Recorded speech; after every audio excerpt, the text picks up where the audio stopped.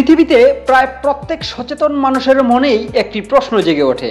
হতে পারে সে মুসলিম অথবা অমুসলিম, কিংবা নাস্তিক, অথবা অন্য যে কোনো জাতি ধর্মের। হয়তো এটি কেউ প্রকাশ করে, আবার কেউ করে না, কিন্তু প্রশ্ন থেকে গেছে সৃষ্টির আদিকাল থেকে এখনো পর্যন্ত। এদের মধ্যে অনেকেই পেয়েছেন সঠিক সমাধান, আবার কেউই এর সমাধান করেছেন অস্বীকার। ভাবছেন কি এমন প্রশ্ন? প্রশ্নটি হলো, সৃষ্টিকর্তাকে কে সৃষ্টি করেছেন? জানা অজানা তথ্যে আপনাকে জানাই স্বাগতম। এমন গুরুত্বপূর্ণ তথ্য এবং শিক্ষামূলক ভিডিও পেতে আমাদের চ্যানেলটি সাবস্ক্রাইব করুন এবং পাশে থাকা বেল আইকনটি বাজিয়ে দিন পরবর্তী ভিডিও সবার আগে পাওয়ার জন্য।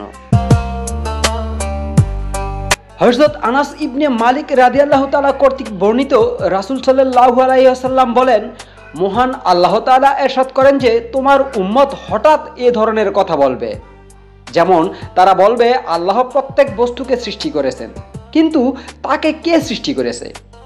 তো এমন প্রশ্নের উত্তরে আল্লাহ কি বলেন? কুল হু আল্লাহু আহাদ আল্লাহুস সামাদ লাম ইয়ালিদ ওয়ালাম ইউলাদ ওয়ালাম ইয়াকুল লাহু কুফুয়ান আহাদ। অর্থাৎ বলুন, তিনি আল্লাহ, এক ও অদ্বিতীয়। আল্লাহই সর্বশক্তিমান, নির্ভরযোগ্য। তিনি কাউকে জন্ম দেননি এবং তিনি জন্মগ্রহণ করেননি, এবং তার সমতুল্য কেউই নেই।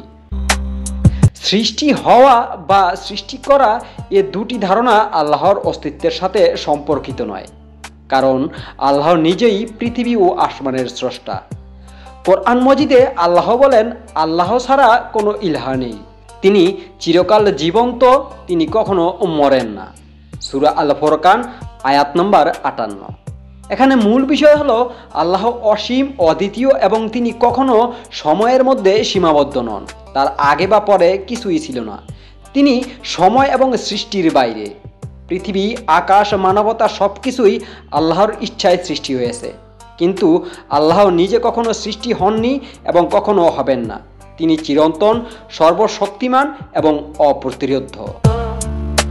উদাহরণস্বরূপ, তর্কের খাতিরে যদি মেনেও নেই সৃষ্টিকর্তাকে কেউ একজন সৃষ্টি করেছেন, তখন প্রশ্নকারী বলবেন, ওই সৃষ্টিকর্তার সৃষ্টিকর্তাকে কে সৃষ্টি করেছেন?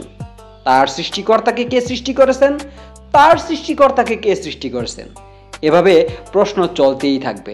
পক্ষান্তরে সকল সৃষ্টিকে একজন স্রষ্টাই সৃষ্টি করেছেন এবং তাকে কেউ সৃষ্টি করেননি, বরং তিনি নিজেকে ব্যতীত বাকি সব কিছু সৃষ্টি করেছেন। এটাই যুক্তিসঙ্গত এবং এটাই বাস্তব। আর সেই স্রষ্টা হলেন মহান রব্বুল আলামিন। সৃষ্টিকর্তাকে কে সৃষ্টি করেছেন এমন প্রশ্ন করাটাই অযৌক্তিক। আমাদের সবাইকে সঠিক জ্ঞান দান করুন। জানা অজানা তথ্য, মোহাম্মদ মিজানুর রহমান।